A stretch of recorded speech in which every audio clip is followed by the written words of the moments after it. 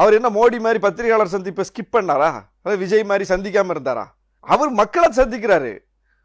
பொது வெளியில பத்திரிகையாளர்களை கூட்டி வைத்து பவர் பாயிண்ட் போட்டு எந்தெந்த தொகுதி சாம்பிள் காட்டுறாரு. இங்க நாங்க பண்ணியிருக்கோம், இப்படி பண்ணியிருக்கோம், இவ்வளவு நாள் 6 மாசம் ஒர்க் பண்ணியிருக்கோம், பாருங்க இந்த அட்ரஸ்ல முகவரியை போட்டு சொல்றாரு.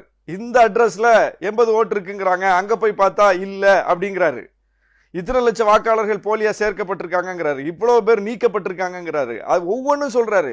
பேரே இல்லாமல்லாம் வாக்கு இருக்குங்கிறாரு, அட்ரஸ் தப்பா இருக்கு வாக்கு இருக்குங்கிறாரு, தந்தை பேர் தப்பா இருக்குன்னு அவர் பல காரணங்களை சான்றுகளோட தான் எடுக்கிறாரு. எதுக்காவது ஒண்ணுக்கு ப்ரூஃப் இல்லாம அவர் பவர் பாயிண்ட் பிரசன்டேஷன் பண்ணாரா? அவர் எங்கேயோ உட்கார்ந்துட்டு மைக்கில் அவர் மட்டும் பேசிட்டு போகல, அவ்வளோ பேரை செய்தியாளர்களை கூட்டி வச்சுத்தானே அதை நாட்டு மக்களுக்கு உணர்த்தினாரு. அப்போ அதுல உங்களுக்கு கேள்வி இருந்தா அந்த கேள்வியை தான் கேட்கணும். நீங்க எந்த கேள்விக்கும் பதில் சொல்ல மாட்டீங்க. அங்கதான் தேர்தல் ஆணையத்தினுடைய உண்மையான தன்மை என்னங்கிறது தெரியுது பாருங்க.